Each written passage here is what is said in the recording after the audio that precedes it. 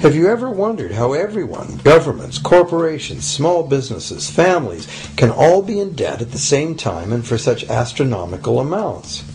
Have you ever questioned how there can be that much money out there to lend? Now you know. There isn't. Banks do not lend money. They simply create it from debt.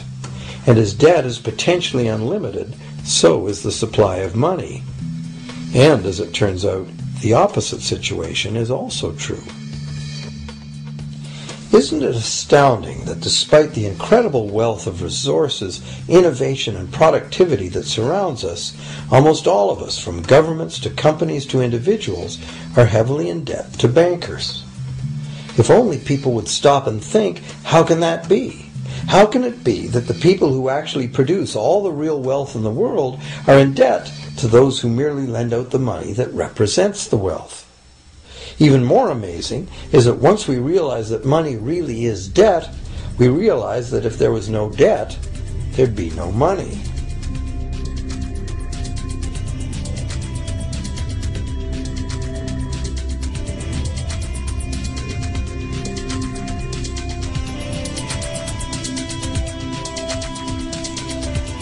If this is news to you, you are not alone. Most people imagine that if all debts were paid off, the state of the economy would improve. It's certainly true on an individual level. Just as we have more money to spend when our loan payments are finished, we think that if everyone were out of debt, there would be more money to spend in general. But the truth is the exact opposite. There would be no money at all. There it is. We are totally dependent on continually renewed bank credit for there to be any money in existence. No loans, no money, which is what happened during the Great Depression. The money supply shrank drastically as the supply of loans dried up.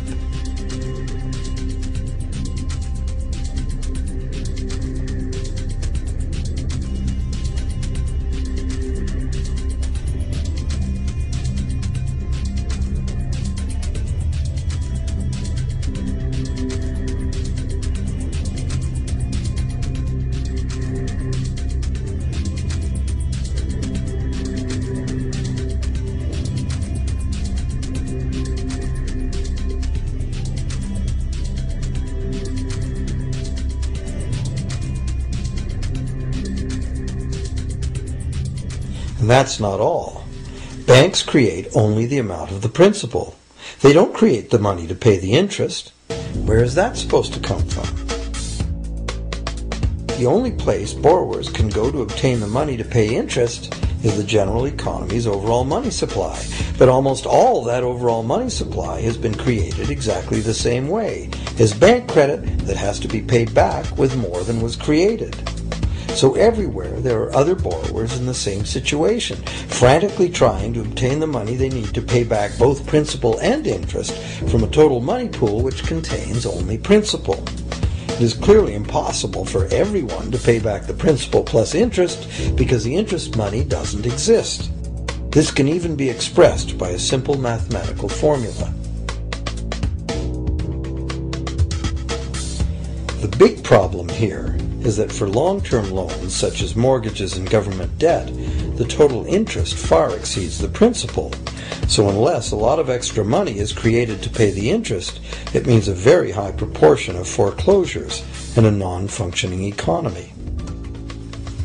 To maintain a functional society, the rate of foreclosure needs to be low.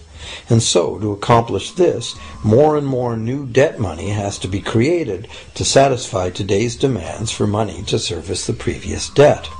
But of course, this just makes the total debt bigger, and that means more interest must ultimately be paid, resulting in an ever-escalating and inescapable spiral of mounting indebtedness.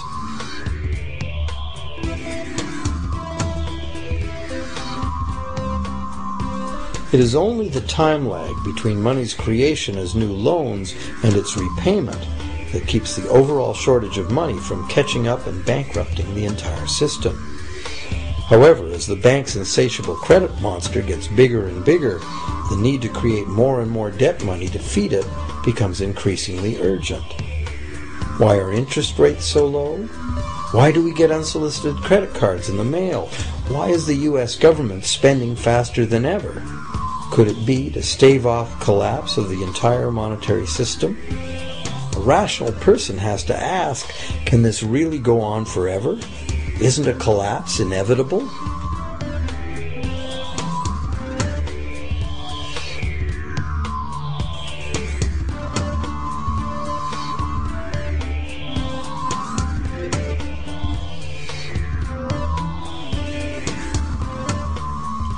Money facilitates production and trade. As the money supply increases, money just becomes increasingly worthless unless the volume of production and trade in the real world grows by the same amount. Add to this the realization that when we hear that the economy is growing at 3% per year, it sounds like a constant rate, but it's not. This year's 3% represents more real goods and services than last year's 3% because it's 3% of the new total. Instead of a straight line, as is naturally visualized from the words, it is really an exponential curve getting steeper and steeper. The problem, of course, is that perpetual growth of the real economy requires perpetually escalating use of real-world resources and energy.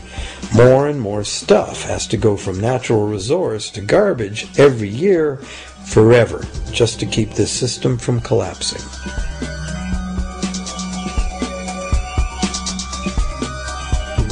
What can we do about this downright scary situation? For one thing, we need a very different concept of money. It's time more people ask themselves and their governments 4 simple questions. Around the world, governments borrow money at interest from private banks. Government debt is a major component of total debt, and servicing that debt takes a big chunk of our taxes. Now we know that banks simply create the money they lend, and that governments have given them permission to do this.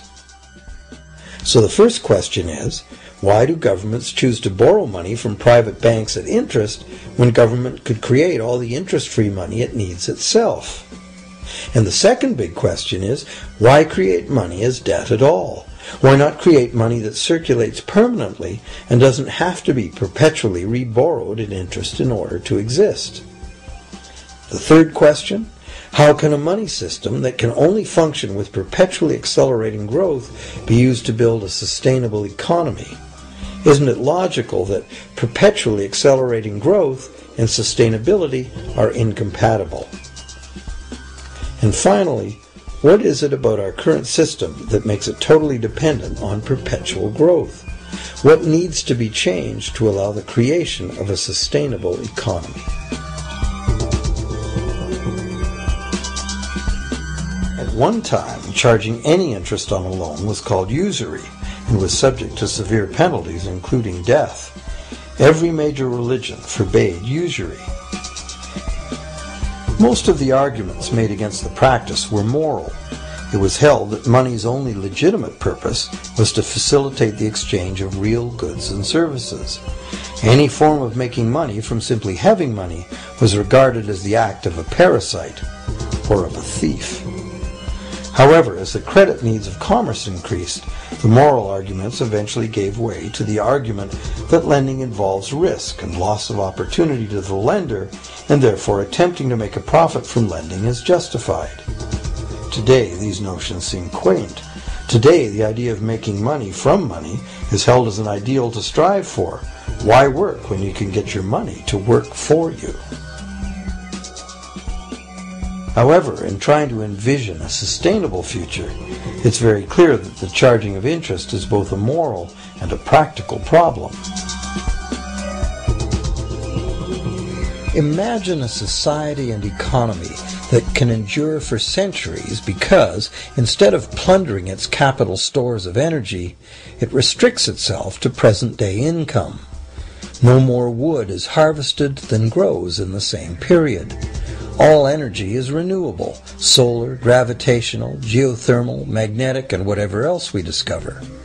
This society lives within the limits of its non-renewable resources by reusing and recycling everything, and the population just replaces itself. Such a society could never function using a money system utterly dependent on perpetually accelerating growth. A stable economy would need a money supply at least capable of remaining stable without collapsing. Let's say the total volume of this stable money supply is represented by this big circle. Let's also imagine that moneylenders must actually have existing money to lend. If some people within this money supply begin systematically lending money at interest, their share of the money supply will grow. If they continually re-loan at interest all the money that gets paid back, what's the inevitable result?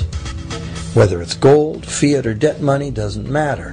The moneylenders will end up with all the money. And after the foreclosures and bankruptcies are all filed, they'll get all the real property too.